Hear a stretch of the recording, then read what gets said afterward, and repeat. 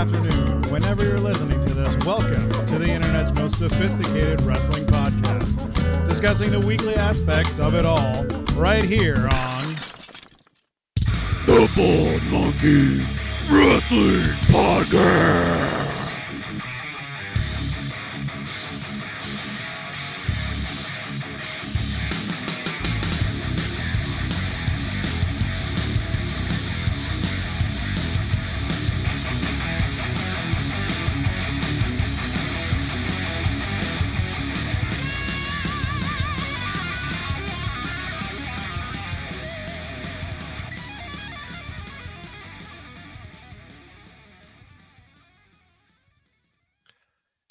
Welcome to another episode of the Bald Monkeys Wrestling Podcast. And no, I am not Big Baby Jimmy.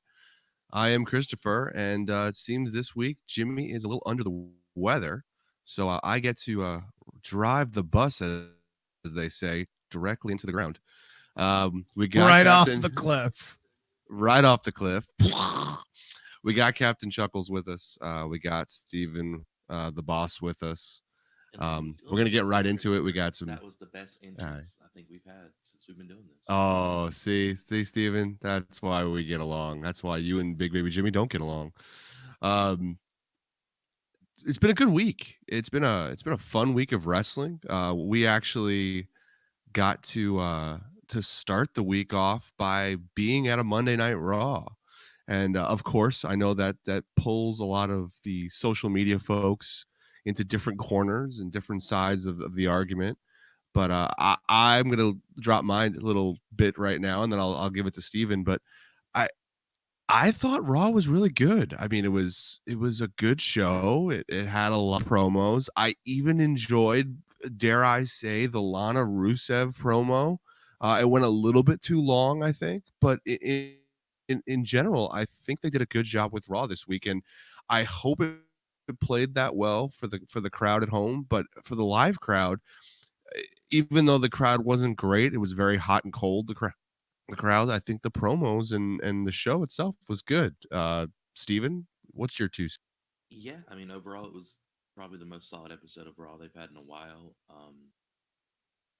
The Lana Rusev Lashley angle was going good, and then they could have cut it a little shorter, and it would have been better. I feel like, but it was good. Set it up for the tables match, or they did good storytelling. They're really pushing Rusev over as a face. It's going to be nice. I just hope they have a good payoff, and it's not he just switches back to being a heel on Bobby, and him and Lana run off the sunset after screwing over Bobby.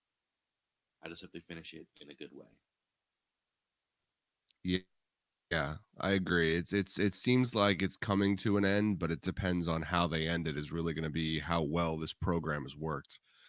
So, Chuck, you watched at home, I hope at least, or you got to watch a little bit of it. How did it play on screen for the folks at? No, I watched the whole thing at home, live on Monday, and I thought it was a solid show. You know, Aleister Black's match was pretty good. I agree with you guys that the Rusev Lana thing was a little long in the tooth, but it was probably one of the best versions of that, that has gone on, since the beginning and everything. So yeah, it was a solid show. I agree with you, Chris. I think all the shows were, pretty good this week. I can't really complain about too much, although I definitely will complain about something. Oh, well, that's a good segue, Mr. Chuckles. What do you got to grind your gears this? Is it something specific that bugged you? I wouldn't say specific. I thought a couple of the matches on SmackDown were a little boring. I mean, I speaking for myself, I think SmackDown is the weakest show. That's just me. But the whole dog food thing, okay, 1 week I'm good with it, but now they do the same thing to Kofi this week, at the end of the show. Sure. I mean, I know we're setting up for, and the revival coming out. I know we're setting up for TLC and everything, but the dog food thing again just kind of missed the mark for me. Um, the heavy machinery match was to me, but it was, I mean, those guys are comedic relief, so it's fun. I actually thought Dana Brooke looked halfway decent in the ring this week. And I do like Bailey's little finisher, if that's what The she's going to do cutter. from now on, at the They're end. But calling it a cutter too. I mean, Jimmy's, I'm sure, just clamoring for them to officially call it Cutter Bailey or Bailey's Cutter because they keep calling yeah. it a cutter. Yeah, It's I mean that looked pretty good. I mean, there were some good things, there were some bad things, on SmackDown this week, but I would say my biggest issue is with SmackDown. well, yeah. I mean, I don't think any of us have too much of an issue with the Wednesday night show. There in a second, but I did want to bring up one thing else from Monday night that has actually again brought up a lot of controversy on Twitter was the main event match that we got to see live on Monday with Cedric Alexander versus Ricochet. And everyone is freaking out on social media that these two didn't get, specifically Ricochet, but also Cedric Alexander didn't get TV time on one of the main shows. They got stuck on main event, and I just want to hear what everybody's opinion is on this show. I know what my opinion is. I already had a few statements on Twitter. If you're following me at Bald Monkeys Wrestling Podcast, Christopher BMWP _ Christopher. But what do you guys think about that? Putting these guys on main event? Steven, you were it there was live, so you got. yeah, it was very dumb for them to do that because honestly, Raw was solid, but this match was still one of the best matches of the night, if not the best match of the night. It was great back and forth. They're both very competitive. They have good chemistry in the ring. Should not have been on main event. Should not.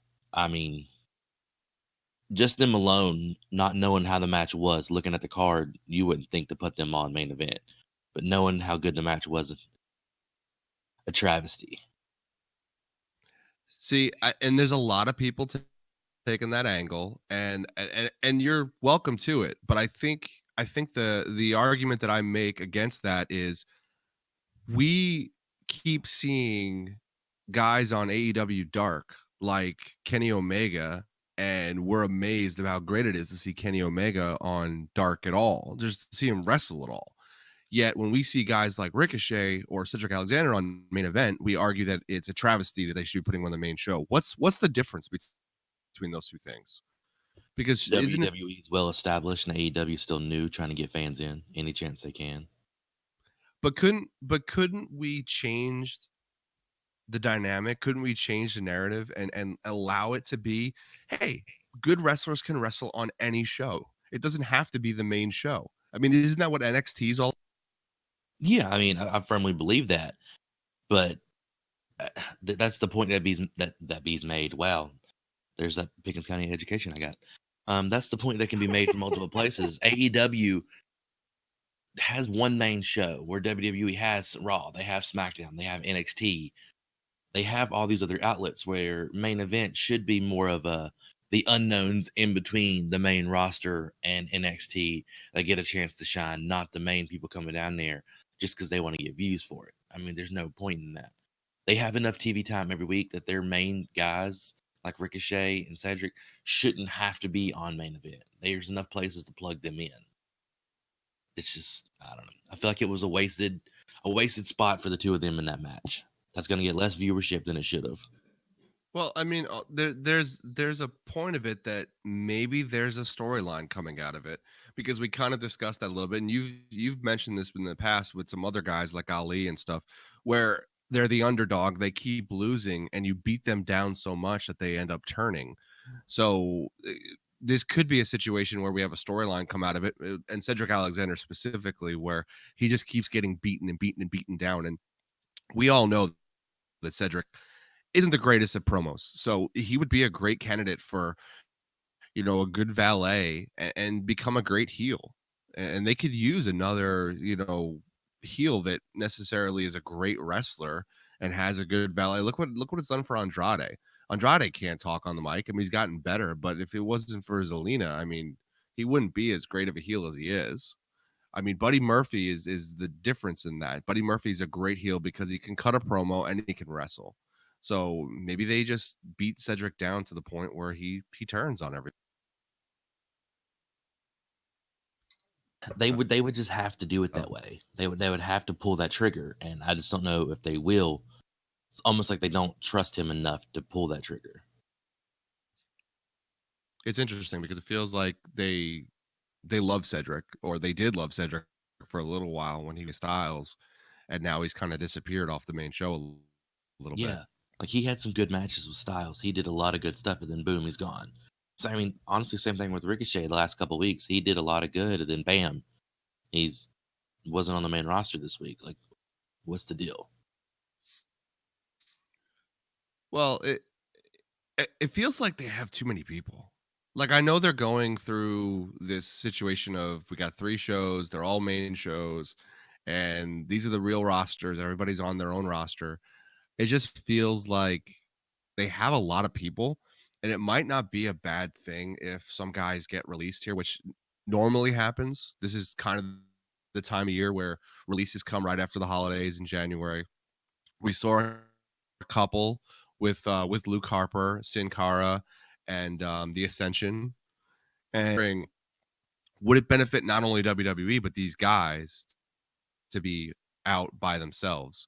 So, who do you think of those the recent releases, and then maybe who else could be released that would be interesting someplace else? I don't agree with Luke Harper being released. I don't. That you saying that if you feel like there's too many people brings back the point of the main people should not be on main event. That should be for some of the other ones. People who still could come, more of the, I hate to say it, people that are jobbers, like Bo Dallas and Curtis Axel, stuff like the people who aren't used, either repackage them to use them or let them go. There's no point in having all the squashes. I love Zack Ryder, but at this point, he's not doing it. Him and Kurt Hawkins both aren't doing anything that's worth anything. So let him go. It's not like they don't. 80% of the people that get let go still end up coming back within a year or two, especially with the Rumble around the corner. So just getting let go now doesn't mean anything. It just means they're trying to save a little bit of money for a couple months before they need anybody. So just let some of these main roster jobbers go for a little while. But do you think the Luke Harper thing was more on Harper's end and WWE just kind of gave him it, or do you think WWE was just like, well, forget about it. You've been a little bit of a pain in our ass, so we're just gonna cut you. I think the Harper thing was just to save good graces with the independents and with people who they aren't signed, because they certainly get a bad name for themselves that if you go there and you're unhappy, they're not going to let you go. They're going to milk you out for every little bit and not let you work or do something you love. So letting him go helps them free up that karma around them when they want to sign somebody else that's been out there. I mean, yeah, there's guys that said they were unhappy, and he's stuck right now, and he's nowhere to be found. Harper, he's never really outwardly said he was unhappy. He just has cryptic tweets and stuff all the time, and we know he's been misused. I mean, he's been given a few tag title runs, and back in the day, he was given a singles run as the Intercontinental Champion. But Harper's a different kind of wrestler too. Harper, as Jimmy's always said, is a wrestler that he likes because he's more of a hardcore wrestler. So he feels like a guy that would really flourish in an AEW because he could turn into another Moxley essentially, and be a good counterpoint to Moxley in AEW.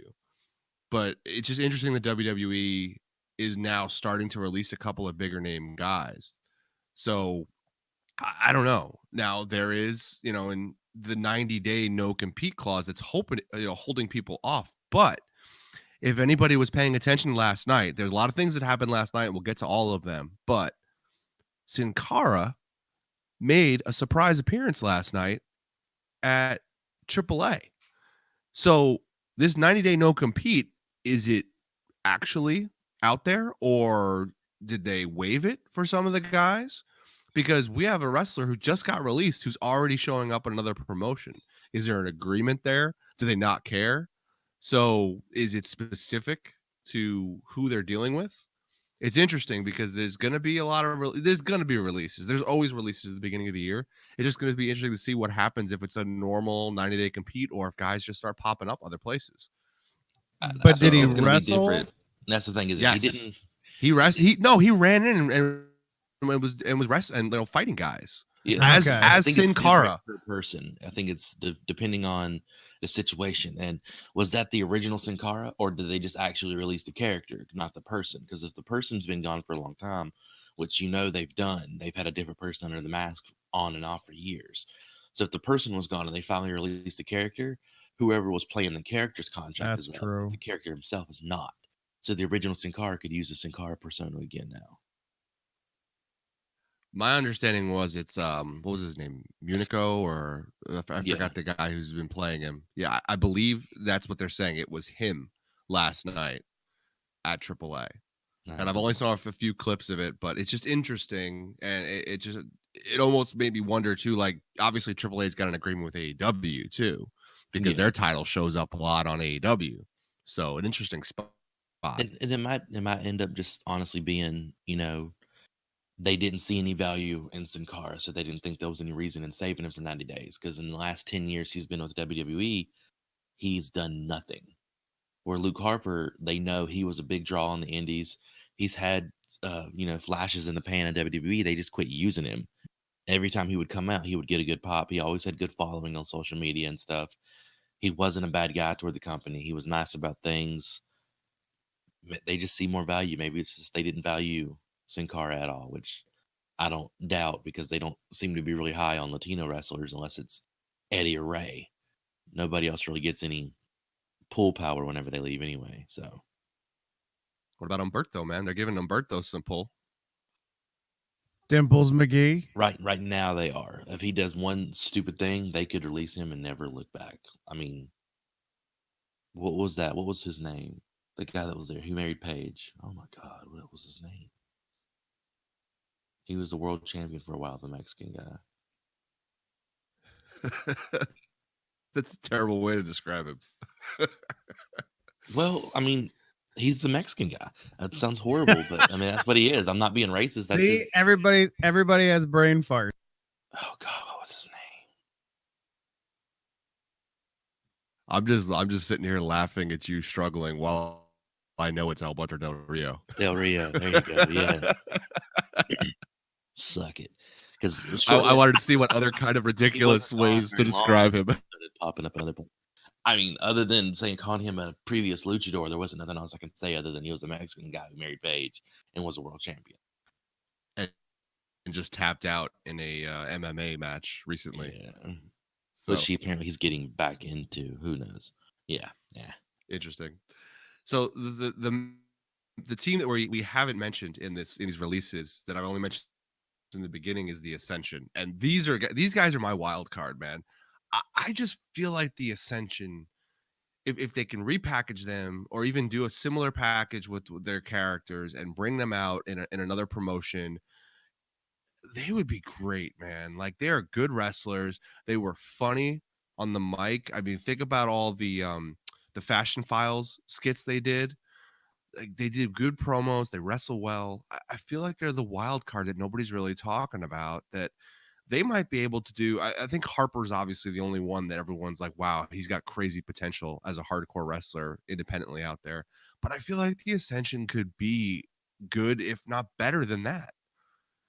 And tag team wrestling obviously is something I love, and it'd be interesting to see them in any promotion. You could put them in the big AEW tag team promotion. You could throw them into the Impact promotion.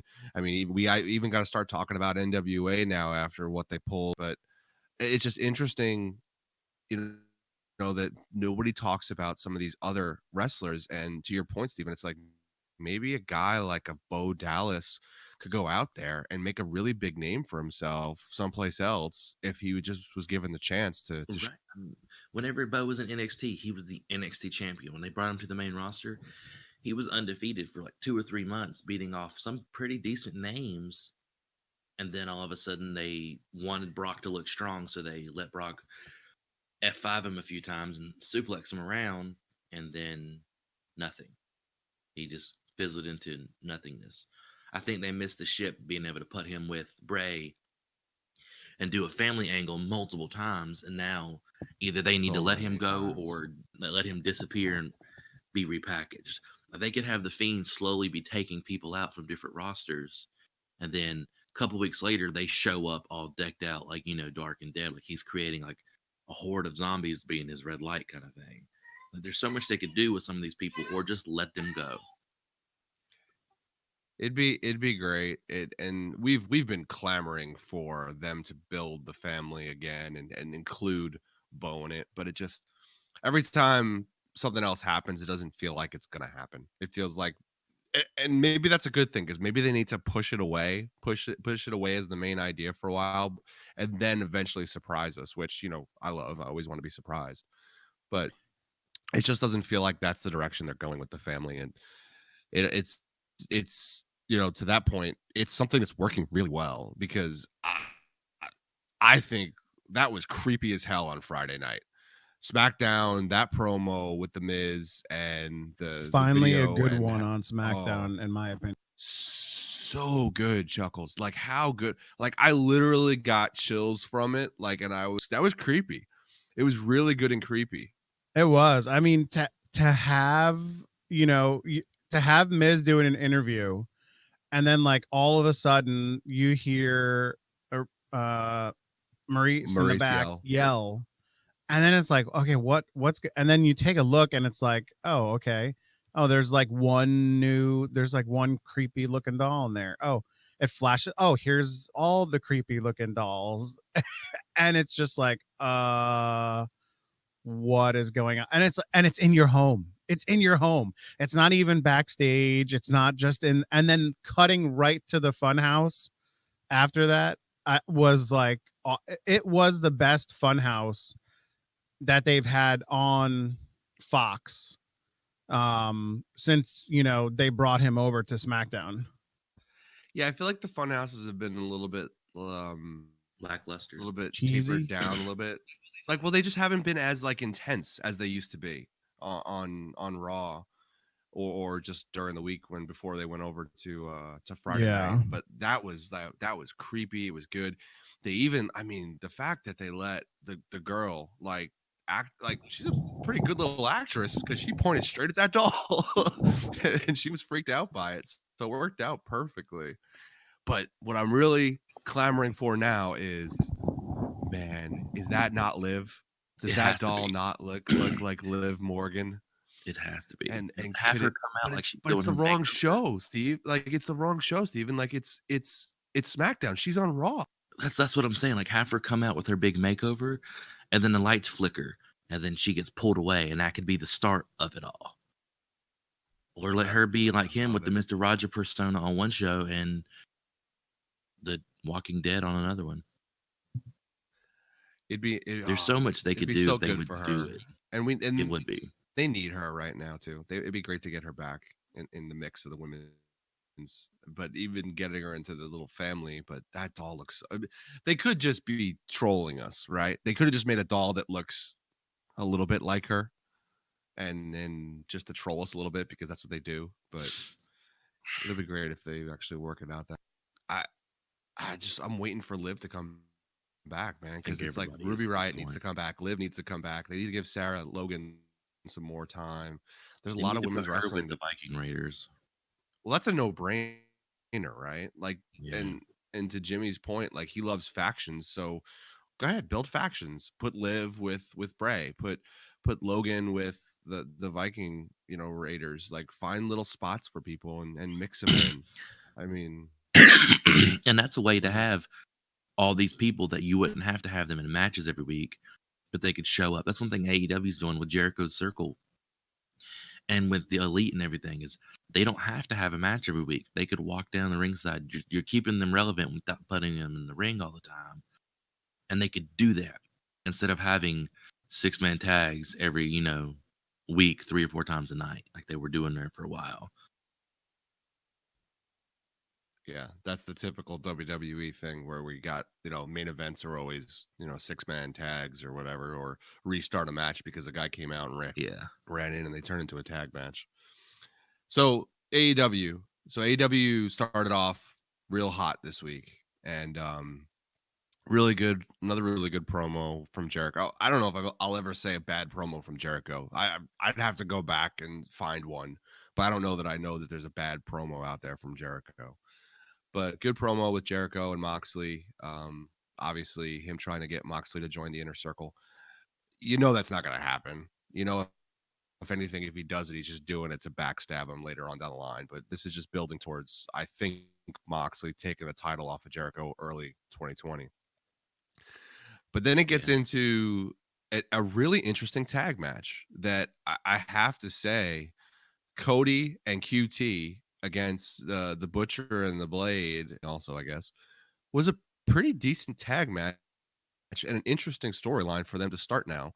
And I'm wondering what direction they're going to go with this. But Cody came in looking great in that match, and QT Marshall came out of the freaking woodwork with some of the stuff he put on in that match. Were you guys able to watch that whole match?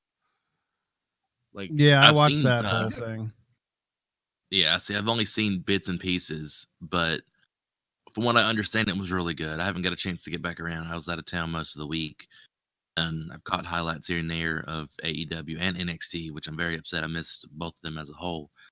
It seemed like a good, solid show. Everybody coming, all the stuff I've seen online, people talking, is people were very impressed with the Cody match. So, good props.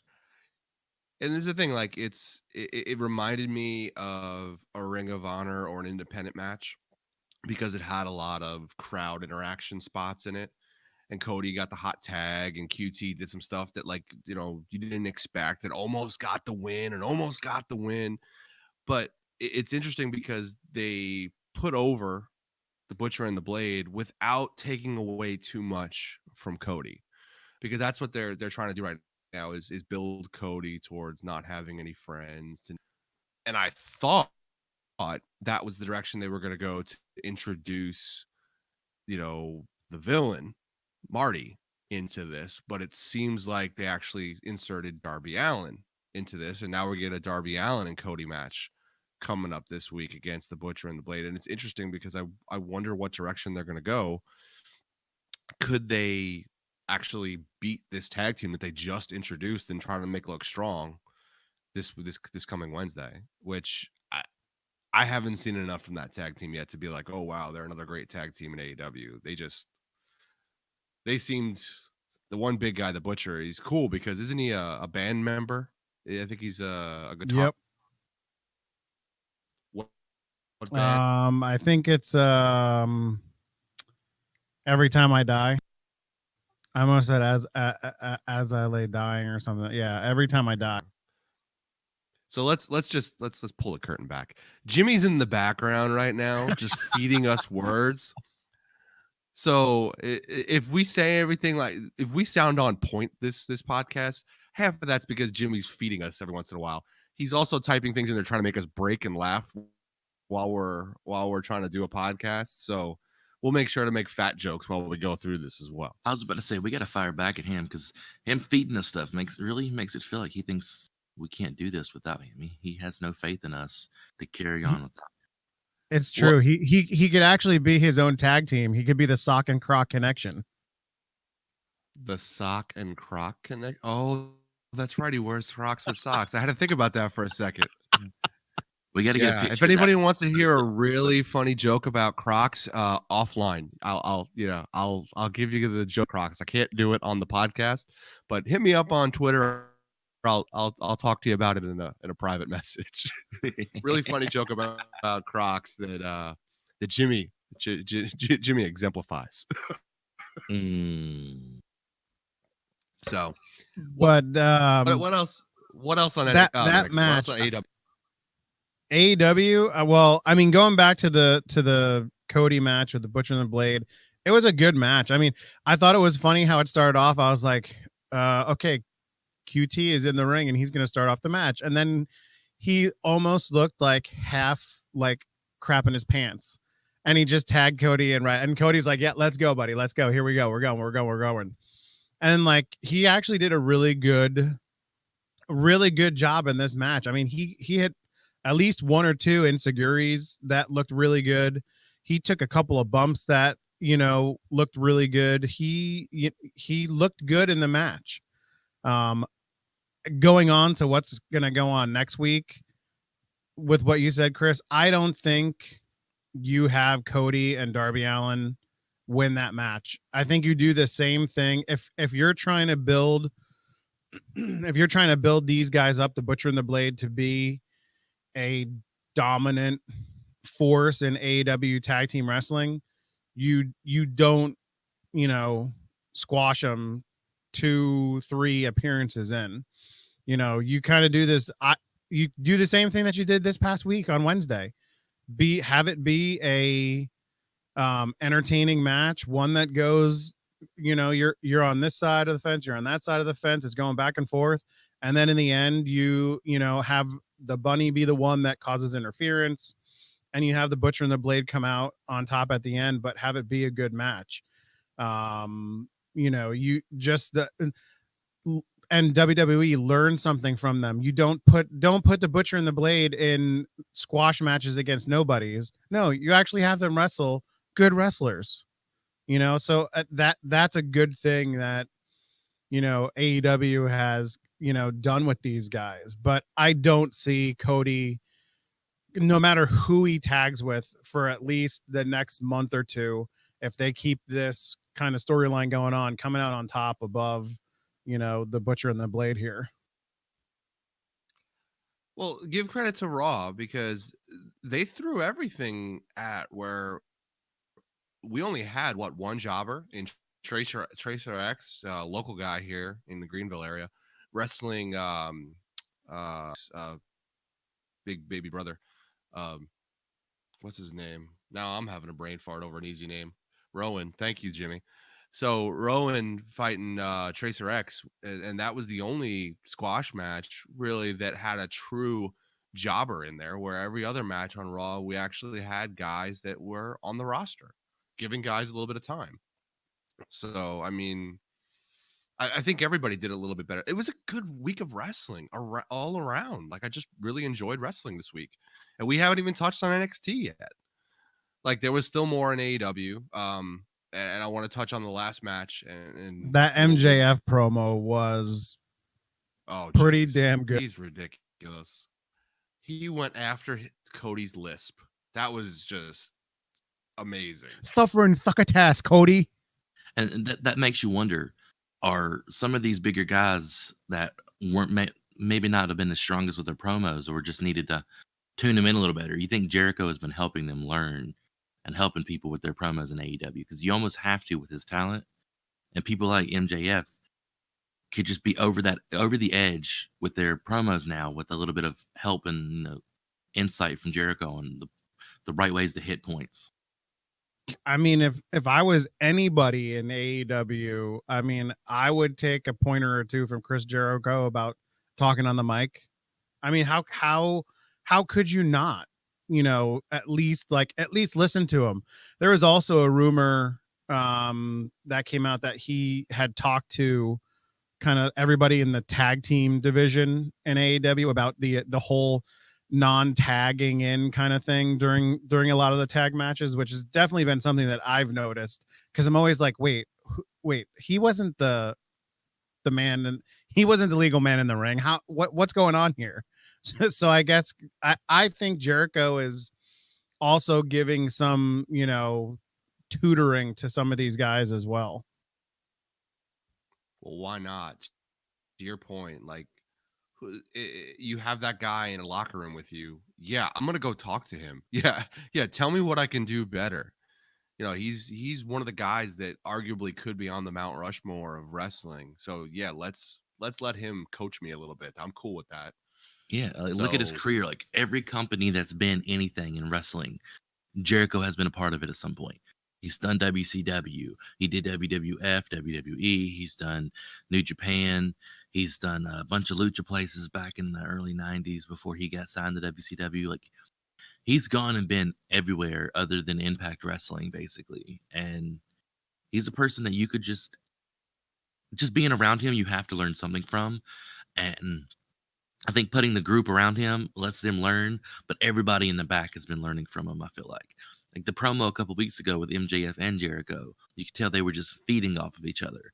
Just let them enjoy it and let them learn. And I think this should eventually be more of Jericho's role in the next couple of years, is away from that title picture and more of a backstage mentor to people, kind of like DDP's being to a lot of them now. Just pull them away a little bit, because you build these other names up and you don't need the name of Chris Jericho as your champion to pull everything. yeah, I agree. And I mean, the younger talent on that roster is so raw and so good that having him there is only going to make that product look so much better week to week. And you're seeing it. You're seeing it get a little bit better every week. My my issue really is I think we need to make sure we work on the production of that show. And I know we've said it week to week, but it just they need to figure out a way to do it better. The mics always have issues. The mats are really loud. They're cutting to the wrong camera sometimes. They need to just improve on that. And I'll give it time, but it's something that they need to work on, and they'll get to it. But I feel like they've kind of put it on the back burner and focused on the promos, wrestling. I say in that order, and then they're going to work on the production of everything else. But so the last show of the week that we could kind of touch on, NXT, man, again. Like, and I want to touch on, I think, the match of the week again is this Angel Garza Leo Rush feud that's going on. That I don't know if everybody's watching it, but if you're not, you need to hurry up and go search and watch these matches. Angel Garza and Leo Rush are putting on a clinic for an amazing wrestling match, an amazing cruiserweight wrestling match. This reminds me of when we saw Cedric Alexander and Buddy Murphy through 205 Lives. I call it the golden days of 205 Live, when they were really hitting it home. And these guys were just amazing. And some of the bumps that Leo's taking and some of the moves that Angel's able to do are just impressive. And pound for pound, these guys might be two of the best entertainers going around right now. And I don't know that you can argue that's putting on a more entertaining match. Yeah, I agree. I mean, that was it was what you would expect from the A show for WWE. I mean, it definitely just kicked the show off, because I think it was the first match of the night. It was. I They've mean, been leading off with that match. yeah, I mean, it just gets, seeing those two. I mean, and now I hated Leo Rush when he was Bobby Lashley's valet. I love Leo Yeah. Rush as a singles wrestler. I mean, he is amazing. Garza is, I mean, his persona is exactly what you need out of a guy like him. He's got that uh bravado to him and everything. They're just two very good wrestlers putting on very, very, very good matches. And I'm glad that NXT kind of paired them up together. And you know what? It was really cool to see. It's always nice to see a title changing hands on a regular weekly show, in my opinion, because it seems that a lot of the times it doesn't happen that way anymore. I agree. Well, yeah, Um, it's good. yeah, I agree. Good, Steven. Sorry, Short cut and sweet. you. We agree. You know what it's doing? It's promoting the cruiserweights just like 205 Live did, but I think they found the right spot for 205 Live wrestling now. 205 Live wrestling was always after SmackDown, and I think people just didn't watch. But if you could figure out a way to put it on NXT, which is what they've done, it's working really well. And I think it's going to show people that these guys are some of the best wrestlers WWE has and some of the most entertaining guys that they have. But they've never been given the time to shine because they were on a network show after a live show. So people really weren't watching all that much. I mean, I was watching, I was promoting it like hell. Go back to episodes 10 through 20, and I was talking about 205 Live every single time. But another great match with those two. Another, good. I won't say a great match because I think it was a good spot with Dakota Kai and Mia Yim, and that bump that was kind of a botch that Dakota took from Mia Yim looked amazing, That and I believe she got 8 staples from it. So wow. yeah, that was the I completely agree with you. The match was eh, clunky, boring, slow. It was just It a was a fight, crappy right? It match. was a fight. Yeah, yeah, pretty much. Yeah. But I mean, after Kai wins and she that whole that the whole spot after that, I was like, okay, where is this gonna go? Okay, there's two tables. Okay, she's gonna put them next to each other. They're both on the floor. It kind of looks like Dakota Kai is gonna get away, and then they go up to what looks like the sound booth or something, and she puts her in that like that like side suplex. Holy crap! I mean, and then she only goes through the one table. Oh man, I was like, oops. And I think there's like one camera view at one point in time where they show it, and like and I could totally be wrong, but I think you see like Dakota Kai's blood just in a pool, just a little pool, just on the floor, right underneath that table that didn't break after she cracked her head on it. Oh no, I never saw that. I'm gonna go back and look, but man, that would have added to it so much more because you really couldn't tell how badly she clipped her head until you watch it like from one angle in slow motion. You really see her head kind of like hit that second table and move real quick. But man, if they would have got a bloodshot of that too, that would have made that that spot even more incredible. But yeah, it was Yeah. rough. It's so similar to the Grandpa feud that they're building this feud with Dakota and everybody, but man, it looks good. I think it's been a better promo than the women have had in a while because it really feels like they're angry at each other. Dakota and Mia Yim, Dakota and Candice LeRae, Dakota and Rhea Ripley, and eventually we're gonna get the climax of it. So it's been good. It's been really good. And Yeah. I want to get to the picks. I want to get to the picks, and I'm gonna go ahead and give time for one more match on NXT.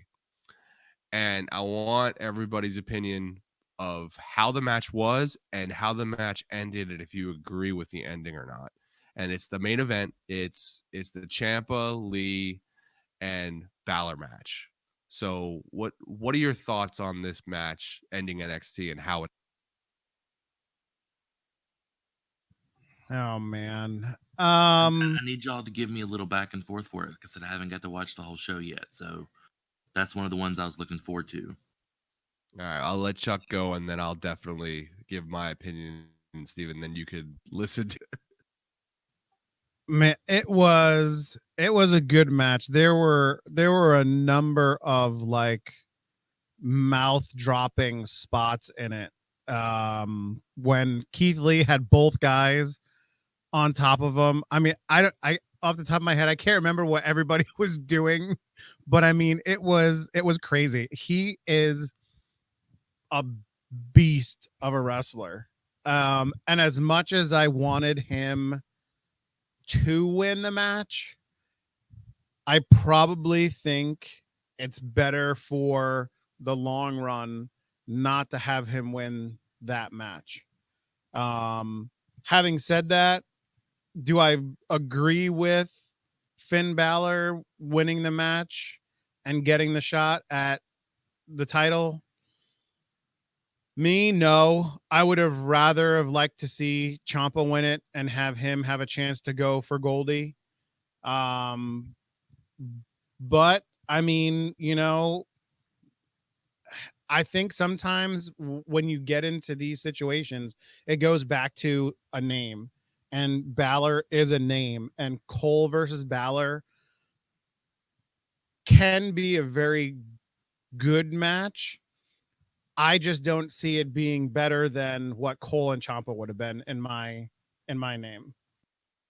And I'm gonna pick on you, Chuck. I hate that reason.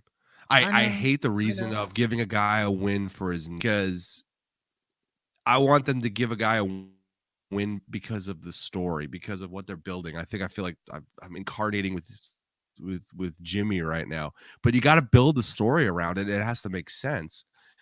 And I'm going to tell you everything I thought was good about this match. The three guys in it were good. They all wrestled really well. They all put on a great show. The spots they had on it were really good. Now, what they did was they showed that they could build a story within a match with three guys. And out of this match, there's going to be more stories. There's going to be more than just one story out of this. So the spot at the end, he jumps uh Keith Lee and Champa, or he jumps over Champa as Keith Lee's, throwing him into a spirit bomb. It looked great. Again, another thing they do well, production, right? Keith Lee can't see Balor. He jumps over and wins the match. The only way this makes sense is if the story is Balor goes on to take on the champion, Adam Cole, baby, and Gargano comes in and interferes and costs Balor the title. That makes sense. The way I wanted to see it go was Ciampa should have won this match. Ciampa should have won this match because this was the moment we could have gotten old Ciampa back. Because while I'm enjoying Ciampa still, it's just not the same. He's not as good as he could have been, as he was, I should say. Ciampa needs to get back to that terrible, mean, dirty Ciampa that he was when he made my daughter cry at that house show. That's the Ciampa we're needing. That's the Ciampa we need back. And they Okay. had a moment where they could have did it. They could have let Keith Lee spirit bomb Balor, and Ciampa came out of nowhere, kneed Lee in the head, and took the pin away from Lee and won that match. Okay, so I watched it a little bit. Just the ending of that match while you guys were talking. I see what you were saying about how you guys thought the match was great. The ending wasn't the best part. I get that. I think there is that story though, because Finn's kind of been turning on everybody. I agree with you that it should have Gargano come out in the title match and interfere, and he get a no contest. Moving forward, it could be at the next takeover or somewhere down the line. Should be the next takeover that we end up with them in a triple threat match or something, and Ciampa feels upset that he's not included, so he interferes, setting up for WrestleMania weekend a big fatal four way for the belt, where you get the evil Ciampa back, you get the only want Goldie back. It's like they're playing the long game almost, which is something I think Triple H and NXT are willing to do that the main roster's not.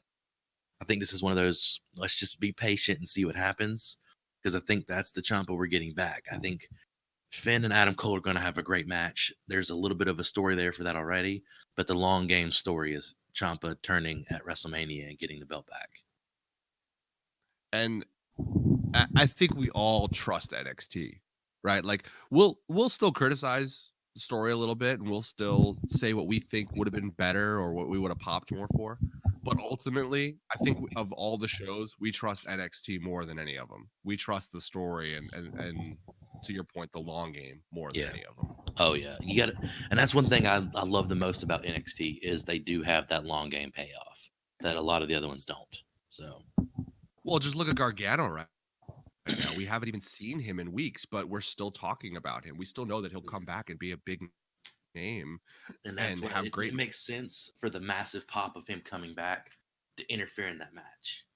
And like he takes out Finn, and then him and Adam Cole get into it a little bit, and then you can have the others run down at that point, or you can have Cole and Finn start double teaming on Gargano, and then Ciampa come out to help him, and then it sets up to where Ciampa turns on him again. You know, there's so much they can do long term with those four, and with everybody else they want to throw into the mix. They're so good at storytelling that you don't get that on any other shows because creative doesn't let them. And that shows you that Triple H and the old DX guys that he ran with for years that enjoyed some of the best storylines. And in the Attitude Era, I feel like that DX and all that, they had some of the best storylines, and they're taking that to help write more storylines for NXT, and it's showing off in the product, and it's gold. Yep. Still to me, one of the best shows on right now. And again, another ratings week, which I know I hate the ratings, but another ratings week where NXT and AEW fall behind Raw and SmackDown, which again means to me the ratings mean nothing. So I'll continue to say that the ratings mean nothing. Watch the good shows, and they were all pretty good shows this week. And the ratings for So, both dropped considerably if you look at numbers watching. Well, again, to me, that the fact that they dropped even hammers home the fact that they mean nothing. There's just no reason for it. Yeah. So we're gonna lose Steven here, but that's okay. We got Jimmy on coming out of the bullpen because we got picks to make, and Jimmy wants to join us for picks, even though he doesn't feel good. So don't mind him when he's a little bit hacky. But we're gonna go through picks. Chuck, would you roll down the matches we got and kind of guide us through this? Chuck, our champion of the week. We bend the knee to Captain Chuckles this week. That is right, bitches. And what do we normally what do? is the order? What's the order? I think Chuckles is going to be like first this week, right? He gets to go first as the winner, correct? Well, no, it's not as the winner. It's just the rotation we had set up. He should be Yeah, I first think now, so. and I think then it's you, and then it's me. I think, because I think I was ahead of you. I can't even remember. We'll just do that. We'll do Chuckles, Christopher, and big fat sick baby Jimmy. Yeah, And, sock and crock connection. I like that joke, by the way. Sock and crock. That was funny. But I will. This way, I can't sway Chuck, and Jimmy could lose all his ideas because I'm going to do him first. Let's note that, by the way, that the last time Chuck was complaining the whole time, like, gosh, I hate that you don't go before me because you make all these really good points, but then you won, which means you don't need Chris Tiro because Chris Tiro's opinions are awful. But I think he came in second last time. It was such a good podcast until this annoying voice came on Yeah. late in the podcast. But okay. I gotta hold it down though. Picks are serious business. This shows you people picks are serious business. Yes. We're gonna need to mix in some kind of award or trophy weekly for these picks. But yes, picks are. Okay, well, in no particular order, and of course, I'm taking my matches from my favorite match site, Wikipedia. We all love that. We'll start off with my most hated match: Roman Reigns versus King Corbin in a traditional TLC match. And man, I am unfortunately, it's a lose-lose situation for me, people. It's lose-lose because I hate both of these guys. I am going to go with King Corbin staying on top of this one, and unfortunately keeping this Corbin Reigns thing going on for a little while longer. So Corbin continues to be the king, gets the win, and that's all she wrote. By the way, I will also give you guys Steven's picks as well.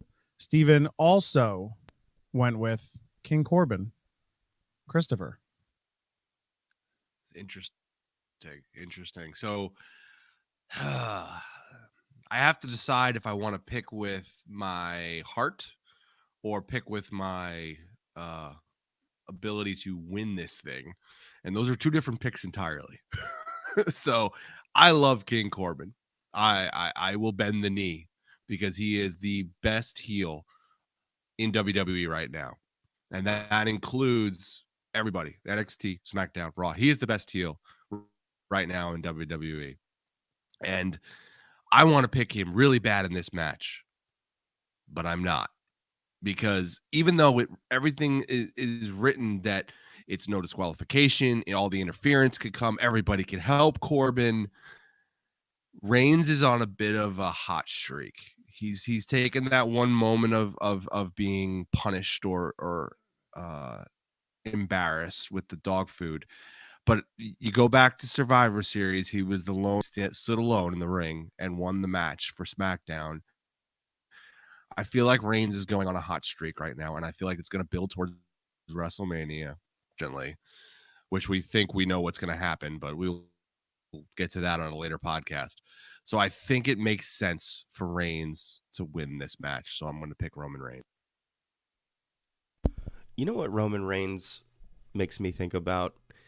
On Twitter, let's see how good you guys are at this. Obviously, the first one's gonna be a giveaway. But on Twitter, name the top 3 wrestlers that people are just like unapologetically fans of, and if you speak any ill of them, they will just like unfollow you. Can you name the top 3? Roman Reigns is number 1. Roman Reigns is probably number 2, but yeah, he's one of the 3. Cody. They're all WWE. Oh, okay. And 2 of them are female. Oh, Becky Lynch. That's number 2. And who's number 3? Sasha Banks. Negative. I'll give you one guess, Chris.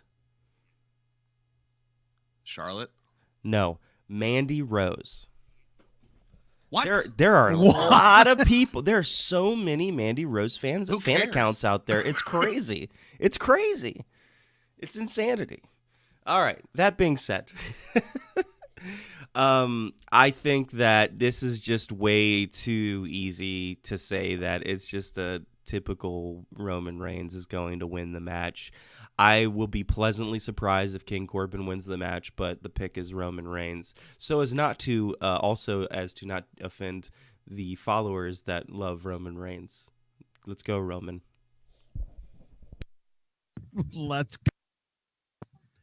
Oh man. Okay, next up is the New Day versus the Revival. This is, I don't even know, the 3rd or 4th time we've seen these two in a match, I feel, in the last month or two. This is a ladder match. Now, the Revival should easily be in this match. The plans were, from some of the things that I heard before Robert Roode got suspended, that it was going to be Roode and Ziggler going against the New Day. Having said that, even though I feel the Revival should win this match, I am picking the New Day to continue on as the 7-time WWE Tag Team Champions, the New Day. Also, Steven's pick is the New Day. Christopher. How good could this match be? I mean, when I saw that they threw a ladder into this stipulation, I was so excited. This could be the match of the night. Like, whoa, a ladder match with the Revival, and really excited for it. I'm really glad the Revival are getting another shot. I love the Revival. Probably one of my favorite tag teams right now anywhere. I, I think it'd be a great match. I think we're building towards something else. I'm hoping we're building towards something. I'm thinking maybe this is an opportunity to build a storyline for a return of the Usos.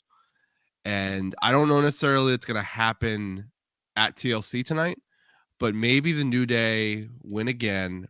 And we keep talking about the New Day beating everybody because we thought this was going to be a good lead in for another tag team.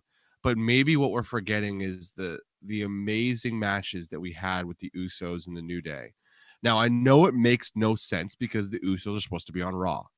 But what if there was some kind of trade going on or something? Have we ever really figured out any of these trade stipulations that they supposedly did? So it'd be interesting to see the New Day win because we're going to build towards another Usos New Day feud.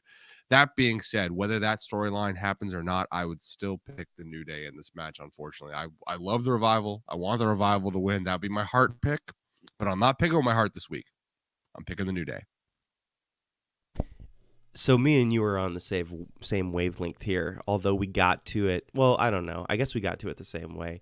In my head, I see that ladder stipulation with the Revival, and I start scratching my head. And I go, wait a second. That's not really the Revival's type of match. And I'm not that they couldn't be in a ladder match, but is this one of those moments that and you could look at it, either way. I mean, one way is to be excited about somebody like the Usos coming back. Another thing is to say, okay, we're putting the Revival in a match with the New Day in a ladder match, but we don't really trust them in that match that they can deliver.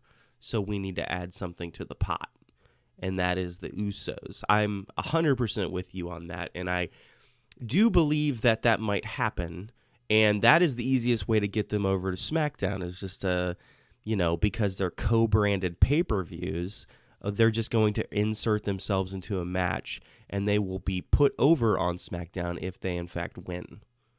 Now, that being said, without me knowing them being in the match or not, I will go against you guys, and I will pick the Revival because I think the tag team division is better with the Revival as the champions, personally. So that's me going with a little bit of story. Although, like you said, Chris, I think story dictates that if the Usos came back, that would make for probably the best of all worlds. Regardless of whether you think it's, hey, we don't necessarily trust a Revival, I just think that would be a good time for them to return, because they don't need to have surprise entries in the Rumble or anything like that. So I think this is actually the best time for them to return if you're going to have them have any type of a WrestleMania program. And it is WWE, so I mean, we've seen with the last couple of pay-per-views that they just start adding things, they add people in, so it could easily turn into a 3 tag team match here. Okay, next up on my list is Bray Wyatt or The Fiend, who knows, versus The Miz. Now, this is a non-title match from all that I have read and seen. So correct me if I'm wrong, guys, if you've heard anything different. But with it being a non-title match and with it looking as if they are saying that it's going to be Bray Wyatt in his Mr. Rogers-esque attire being the wrestler tonight. Now WWE could take this a million different ways. I mean, who even knows? But with it being a non-title match, I see WWE doing something that we talked about a while ago and actually giving Bray a loss and the Miz winning this match tonight. The title won't change hands if Bray is the one that is wrestling and not the Fiend. You still have the Fiend as the quote undefeatable wrestler kind of thing. Hopefully, we don't have to see this match in red lights. That'll be a plus in my mind. Um, and with Daniel Bryan in the wings with all that stuff going on, giving Miz the win kind of could set up something later on for a triple threat match between the three of them and actually having the Fiend be in it and more likely than not destroying the two of them. So my choice in this match is the Miz. And hey, look at that. Steven also chose the Miz. A lot of similarities with the picks going on right now, but I know it's weird. And the funny thing is for anybody that's not sitting in my basement with me right now, I write all the picks down before we even start and I make my picks before I even hear anybody else 9 times out of 10. And then it's that one time out of 10 that Tiro goes before me and I'm like, damn, that's actually a really good point. And then I end up changing my pick and usually that pick is wrong. But uh, that's that. Tiro, on to you. It just a little shot there, but all right. So it's interesting because to your point, they could go a lot of different directions with this, and we don't have answers. Is it going to be Bray? Is it going to be the Fiend? If it's going to be Bray, yeah, you could let Bray take a loss here, whether it be a clean loss or whether it be whatever it might be. And he still looks strong because he's still the Fiend, because the Fiend could still somehow maybe come out after the fact. You still have Daniel Bryan. Daniel Bryan is still somewhere. So he still mixes into this conversation at some point. So what direction does WWE go with this? I feel like they love Bray so much and they want to continue to push him that they're just going to put him over as both characters, whether he's the Fiend, whether he's Bray, he's going to get over. While I can see him going too far and getting DQ'd, I'm going to stick to my initial. I think Bray is going to win this match. I think Miz is going to beat him up. But again, there was a promo that he talked about. You can teach yourself to feel no pain. And that's why I think Bray as Mr. Rogers is still going to be a winner here. And while we thought it would be good for him to wrestle as Mr. Rogers and lose some matches and get pushed to be the Fiend, I think Bray has taught himself, even as Mr. Rogers, to feel no pain, and he's going to win this match over The Miz. So I'm going to pick Bray. I think that the most important question that has been kind of touched on is, where is Daniel Bryan? And what is Daniel Bryan at this point? He is in the abyss of the Fiend world. Come on. Which I think is important because I think that plays into this match, because who does Miz, hate, and who does Daniel Bryan hate? They hate each other. And so I think if you have just one of those weird spots where you have Daniel Bryan come out and he's just all out of sorts, and maybe he's like very pleasant with the Miz, which would be so out of character, almost like he's brainwashed, and that somehow distracts Miz enough that Bray's able to get the win over him, I think that would be interesting.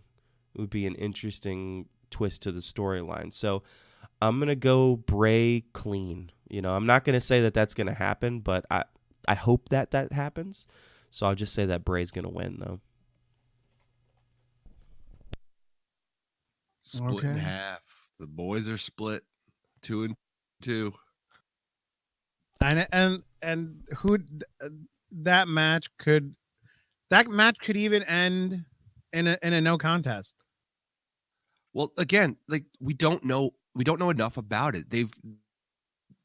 They're not really telling us if it's going to be Bray or the Fiend. Nope. They're not telling us what this match is going to be. We're assuming, right? And no one's really saying one way or another. So they could come on tonight before that match or during the promos and change everything. And I don't know if it changes any of our picks, and maybe it changes your guys' picks, you and Steven, but I don't think it's going to change me and Jimmy's picks. I think we're going to stick with where we're at, whether it's the Fiend or whether it's Bray. But it could definitely change the way you guys are looking at it if it's the Fiend, right? So Yeah, that could if change everything later on. yeah, if WWE comes out and says it's going to be the Fiend against the Miz, then I, my pick would definitely change. But if they're keeping with what it looks like they have been in all the promo imagery for the match, it looks like it's going to just be Mr. Rogers Bray, and we'll see what happens. WWE throws us a curveball every single time we have a pay-per-view.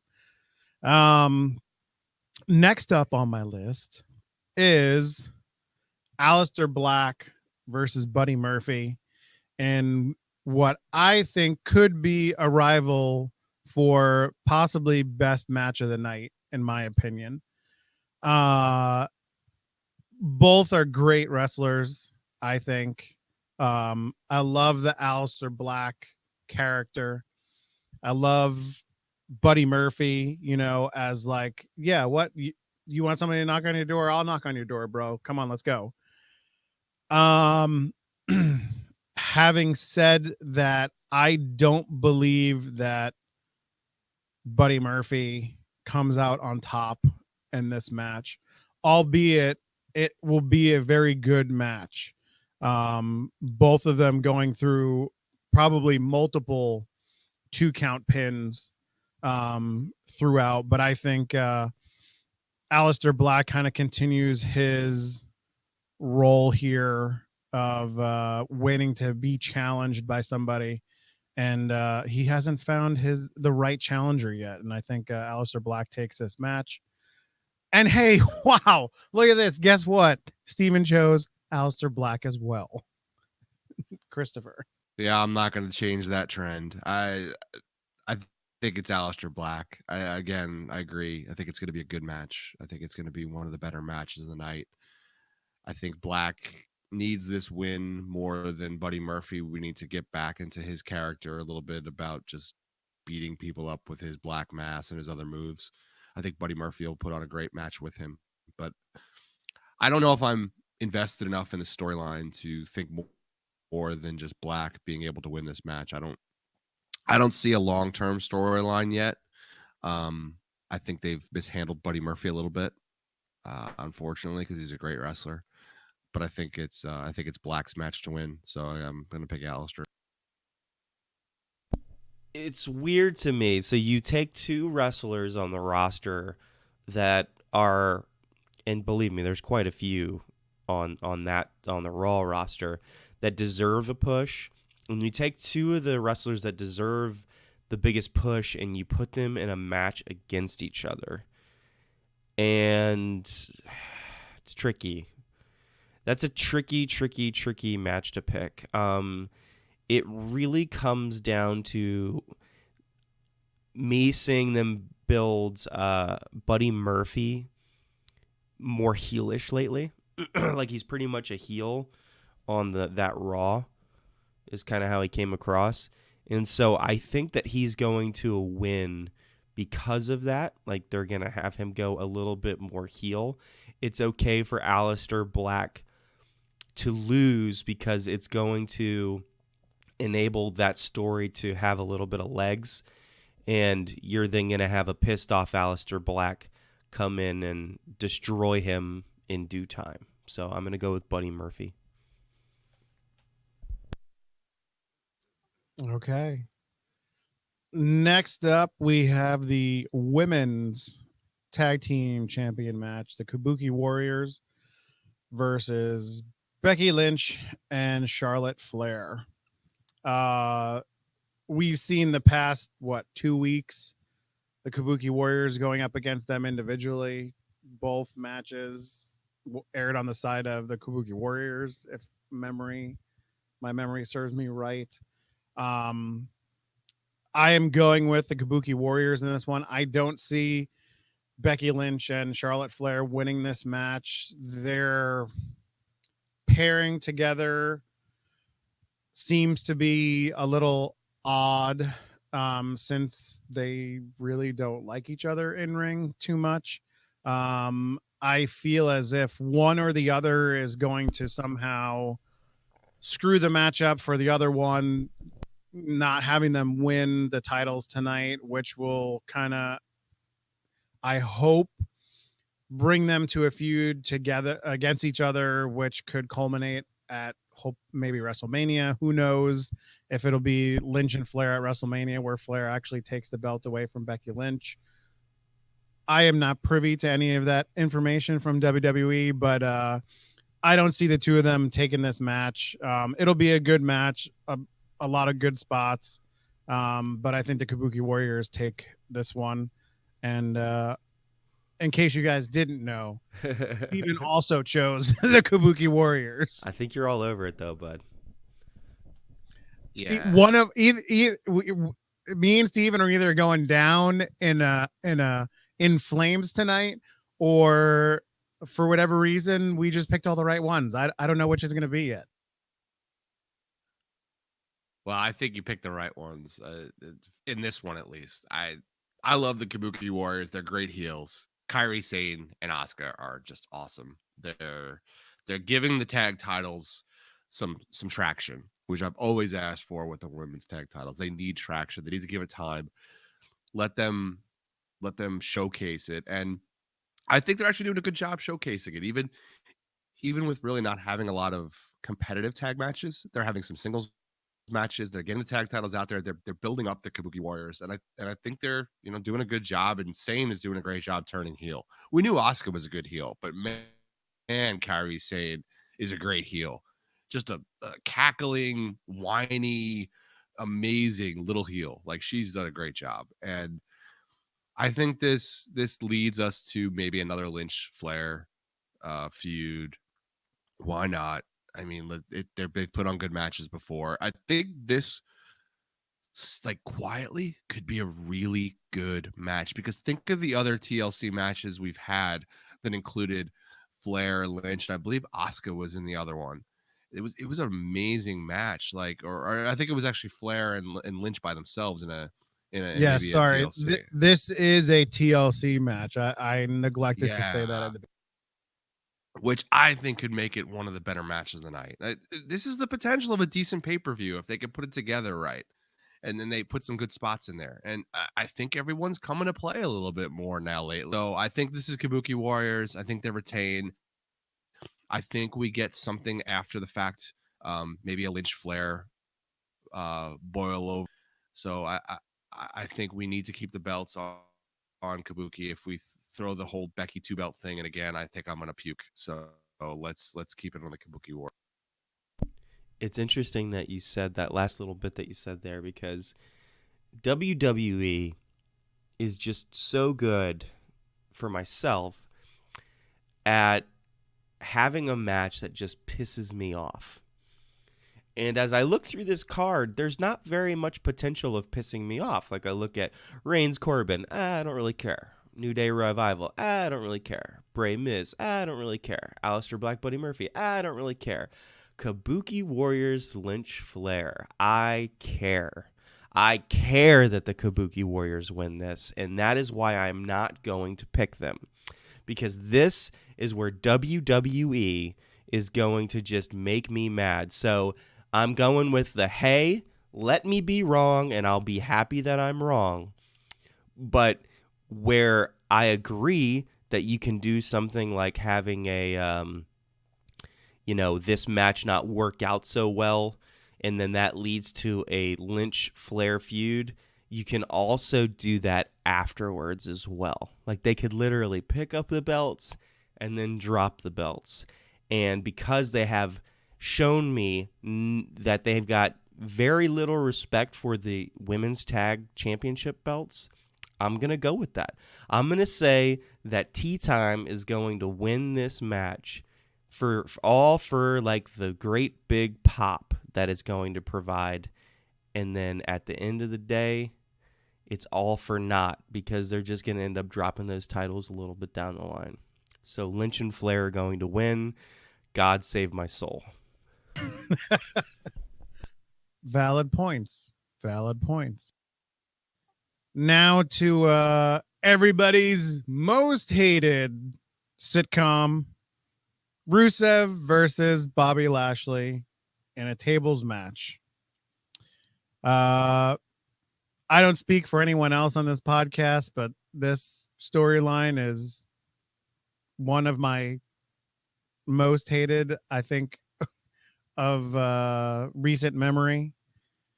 And even though we had the quote unquote divorce last week, I know Vince McMahon loves this storyline because he loves having, you know, these little trifecta family issue kind of things coming out.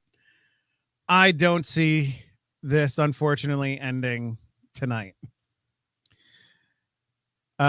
Lashley is unfortunately going to win this match, probably via some involvement by Lana, however you want to say her name, because sometimes she's normal English accent, sometimes she's Russian. But Rusev does not win this match. He gets thrown through a table. Bobby Lashley wins. And we probably have this storyline for another month. Christopher. What was Steven's pick? Oh, sorry. The one that we right now differ in, Steven picks Rusev. Good. I just wanted to make sure we pointed out that that Steven picked differently for once than you. I think you're right, Chuck. I think this is not the end of this storyline, unfortunately. I think Lashley winning this tables match is an easy way to continue it. And after Rusev has been so over and put Lashley through a table on Raw, I think it's Lashley who comes out on top on the pay-per-view. An interference could happen, but I think this is some kind of just cheesy way that Lashley figures out a way to beat Rusev, and they continue this feud on into some other type of maybe Lana in a shark cage, as CM Punk so eloquently brought up on Backstage match, or a better match, which Steven brought up on our podcast, Lana on a pole match. So we'll see what it leads to, but I think Lashley does win this match. Yeah, and it's really just simple logic, right? I mean, guess what, people out there in the wrestling verse? Lana and Rusev are married. Like, even though they got divorced on, they're still married. No! They're still married. So this means this to me. It means that the story has to come full circle. And it's not that, it's not that it culminates in, oh, we're going to get a divorce, and the terms of my divorce is that I'm going to have a match and then beat the crap out of this person. It's got to culminate with, I'm having a match to win my wife back. And so because of that, it only makes sense that Lashley is going to win this match to continue the story. Not to mention that, Vince McMahon's still alive, right? He loves this story, and he's still alive last time I checked. So, people, we're just going to have to deal with it. But, this should not culminate in, the end of this. And it might even stall out for a little bit. But that next story that you're going to be building at that point is when Lashley and Lana start to have issues. And then once you start to see that, Rusev will come back in the picture, and he'll be fighting for his actual wife. So Bobby Lashley will win this. Steven is wrong. Okay. And now on to the last announced match of the night. Out of these 7, we always get thrown a curveball with one match that we think is good being put on the pre-show. I don't see any of these matches going to the pre-show. Maybe this one or the Aleister Black Buddy Murphy.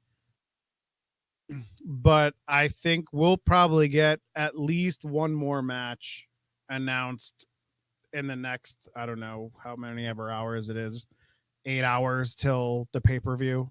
Last match I have here is the Viking Raiders, my boys, versus TBD.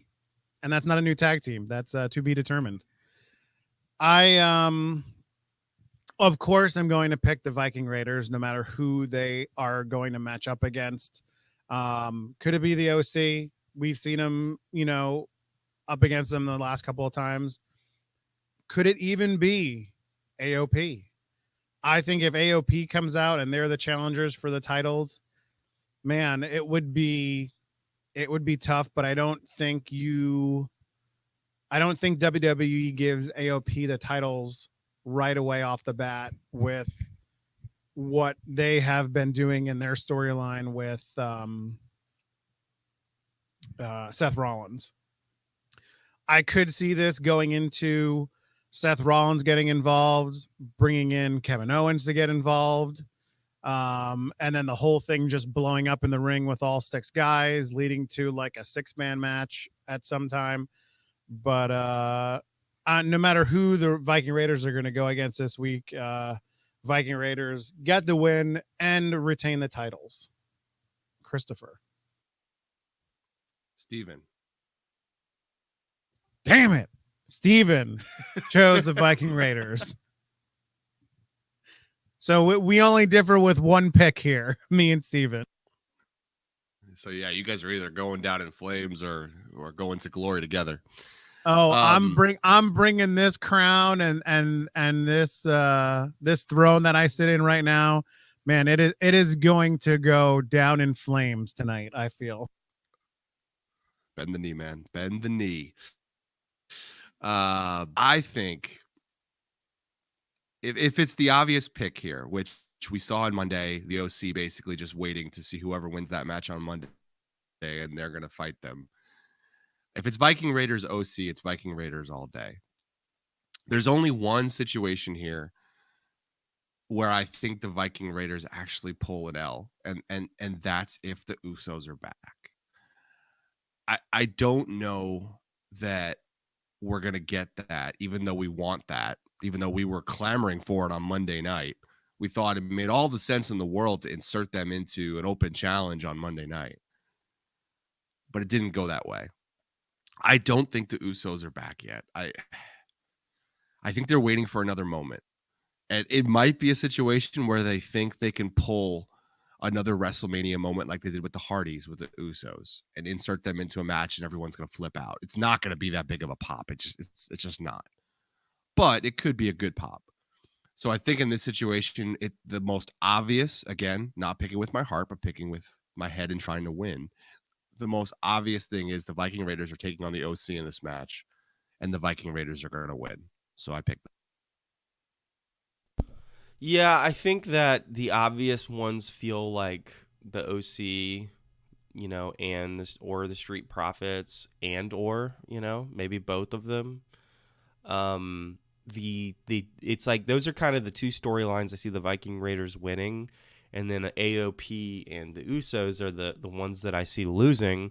So by default, because I have no idea who it is, I'm going to pick the Viking Raiders. And just to let all you listeners know, once we figure out who it is, a bunch of us are basically open to then change that pick. So, if the Usos come out, I guarantee you that me and Chris will change our pick to the Usos. Yeah. So that'll happen. So it's like, I'm really just doing lip service when I'm picking the Viking Raiders, but without me knowing and without there even being a stipulation for me to know. It's me really not really picking the match. So you can mark me down as, Viking Raiders, but I'm not really gonna, We'll see if I swap it once we find out who's actually going to be in the match. The only thing I would say that I'm disappointed in with this card, and I'm hoping that gets fixed, is that, you know, it actually, as we get to the end of it, it seems so apparent that we need a third tag team with the Revival and the New Day, because that's just a TLC tradition. You know what I mean? If you're gonna have a our ladders match rather for like belts, I don't know. I mean, that first of all, that match should be a TLC match, and there should be like 3 or 4 tag teams involved. Like, I don't understand why WWE is like pulling punches. You know what I mean? Like, hit us with something good. It's this weird thing where their logic seems like it's so backwards, where it's like, you give them just enough but not too much. It's like, what are you talking about? Have you seen your ratings? They're as consistent as can be. The same people are going to watch day in and day out. Try some other stuff. So, Viking Raiders and WWE, make sure you put on a damn good pay-per-view. Because guess what? It was been a weekend of pay-per-views, and they've all been pretty decent for what they are. You know what we haven't touched on through these picks? What's the main event? Roman Reigns, Baron of these Corbin, matches? I believe. Are you sure? Are you sure it's not Kabuki Warriors, Lynch and Flair? It might be, but I think they're going to have a bad taste in their mouth from when they let women main event the last time. So they're going to have Roman Reigns and Baron Corbin be the main event. Yeah, I can make an argument for Bray versus Miz too. If there's some spot that they're planning at the end, even if it like that little spot. Go ahead. You can make an argument. You can make an argument that for the first time, if they have something planned for the Viking Raiders, there could be a spot for the Viking Raiders with the Usos coming out, or somebody coming out at the end to challenge them and face off with them at the end after the match is over. They've never let a tag team main event a pay-per-view, or not just a regular tag team match, right? Why not? Why not give it a shot here? But this is one of those pay-per-views where I don't know if they're saying Reigns and Corbin, which makes sense. It's maybe Kabuki Warriors and Lynch and Flair, which, again, your point, Jimmy, makes sense of the bad taste in their mouth. I think this is one of those pay-per-views where there's about 3 matches that could be the main event, and it'd be interesting to see who ends up being the main event tonight. I think it's more than 3 matches. Half the damn card could be the main event if they wanted it to. The Hardy Boys show up tonight. No. Let's not do that, please. It's been done. I love my boys, but it's been done. And they're old, and they can't take bumps like that anymore, man.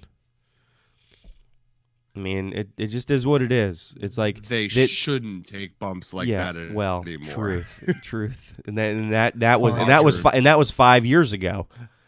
I mean, realistically, it's just this is one of those moments for me that is going to be a hard sticking point when people talk about the Hardy Boys.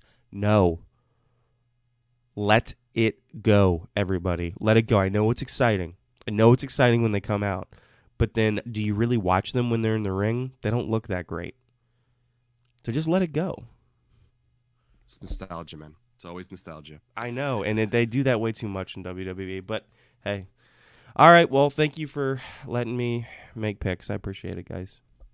Oh, thanks for coming on, big fat baby sick Jimmy. Sock and Crock connection. Appreciate it. Sock and Crock connection. We appreciate it. Chuck, I think we can finish off here with a couple of thoughts for the week.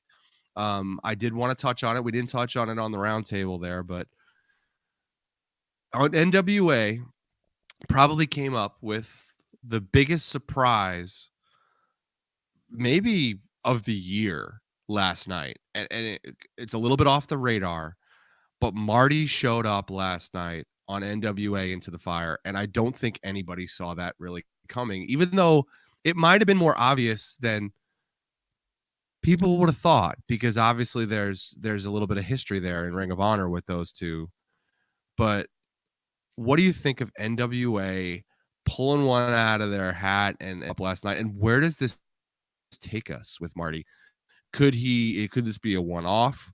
Could it be a situation where he's working with two shows? Is it a partnership? Like, there's a lot of different angles for this, and I'm just wondering what your thoughts are. Oh man, you're asking me, the guy that It's me and you, has no man. idea Big fat sick about baby Jimmy's NWA. sick, and Um, we got Steven gone. It's me and you. We're gonna do this. So me and give me your you. thoughts. I gave you the overview. Now, what do you do with it? What do you do with this going forward? To be honest, I mean, Marty has got the opportunity to kind of do whatever Marty wants to do.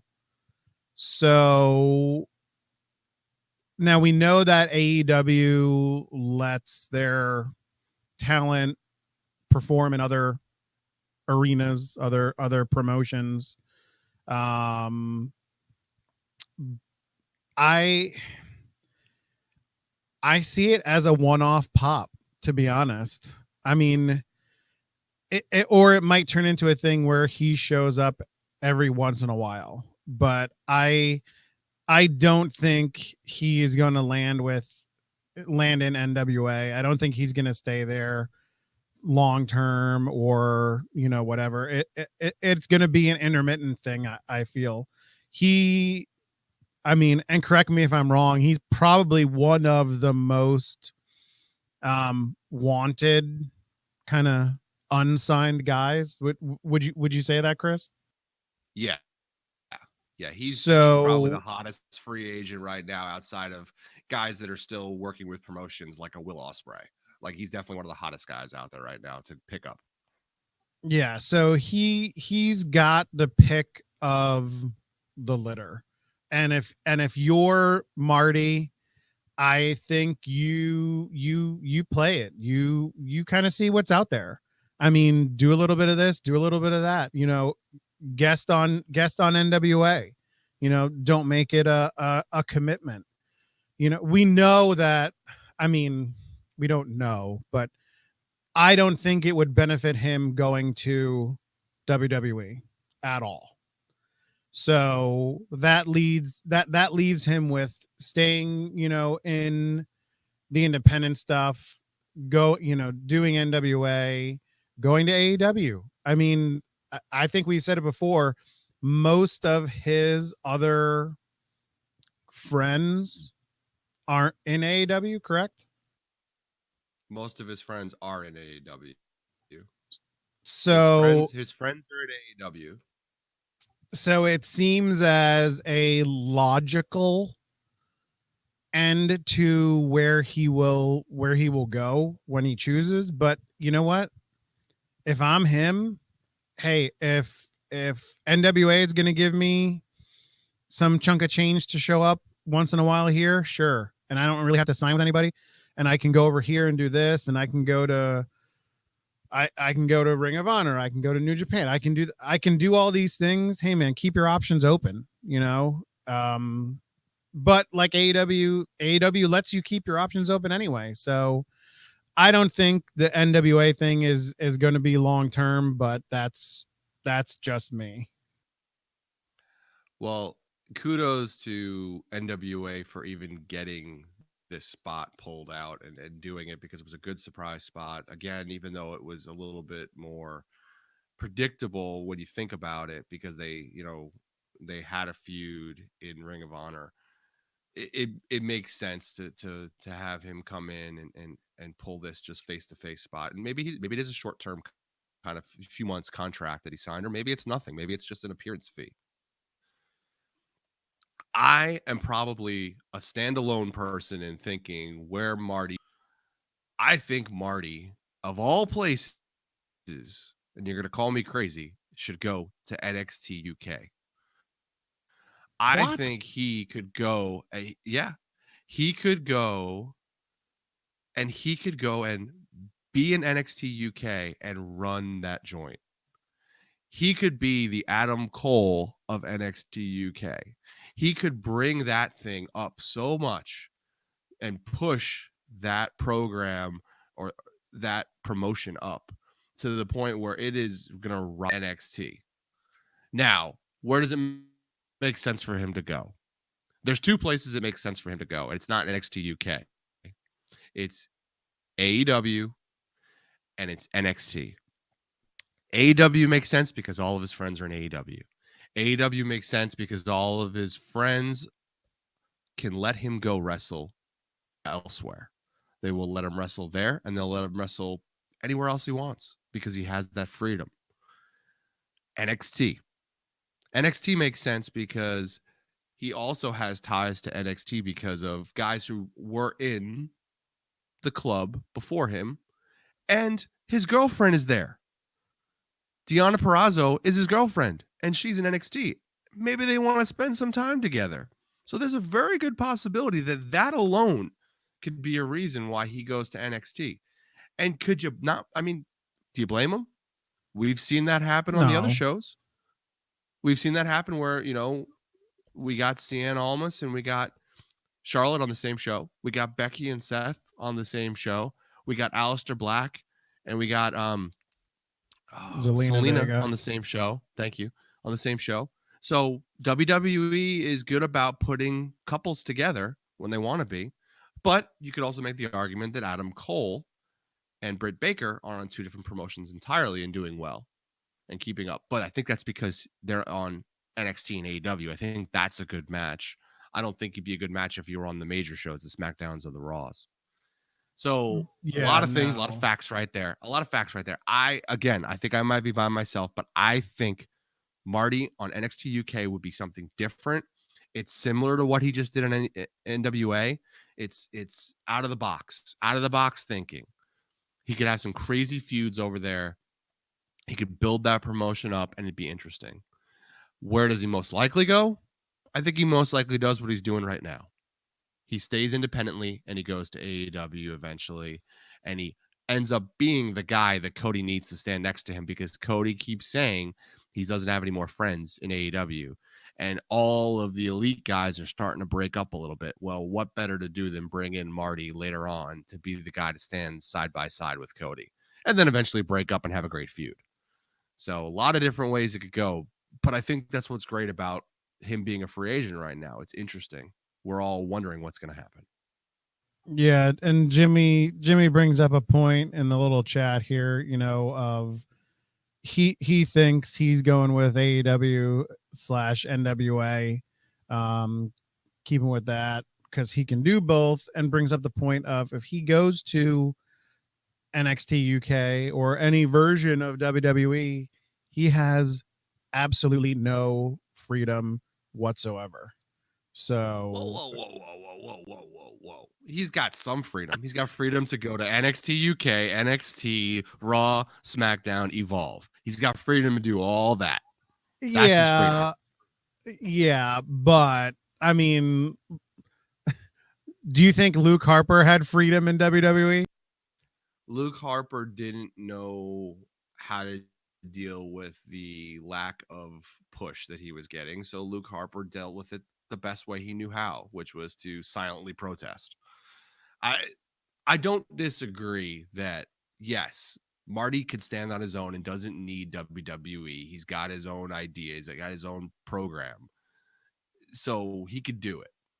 But you could make the same argument with Adam Cole. Adam Cole had a great shtick on the independent circuit, but look how much better it is in NXT. So I could see it working both ways. It's not out of the realm of possibility that Marty goes to the big program, the big promotion, and makes a lot of money. Because ultimately, what are you wrestling for? The love of wrestling and to make a lot of money, to make a living doing it. So why not? Why not go to WWE? I don't know. A little part of me just hopes that happens because one, I'd be right and get to tell Jimmy all these obscene things that he's telling me in the chat right now. He could take and shove his crock up his butt, but we'll see what happens.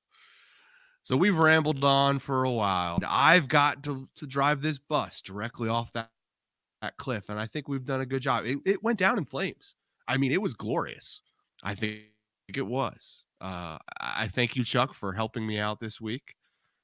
Jimmy, I say no thank you to you sitting there and just basically being a pain in the butt in the chat the whole time. I don't love you at all. And Steven, thanks for sticking around. Steven had a great week of ideas, I think. I think we all did a good job. Uh, want everybody to follow us. I think it'd be a good time to go find us on social media. BM Monkeys Wrestling Podcast _ Captain Chuckles _ Christopher _ the boss, or you can hit up Big Baby Jimmy on the true Twitter page of Bald Monkeys Wrestling Podcast on Twitter. We're all out there to chat with you. We've grown in followers. We thank you, our followers, and we love the podcast community. Thank you, podcast community, for following us and for promoting good wrestling conversation. So next week, we're coming to you with the newest addition to the Bald Monkeys Wrestling Podcast, the Baldies. We're going to talk about some of the best things that happened this year in wrestling. We're going to argue a bit, and it should be a good time. So tune in. It might be a weird taping to the podcast. We got some travel issues coming up with the holidays and work travel, but tune in, chat with us, and continue to watch. And thanks for tuning in this week. See you next time.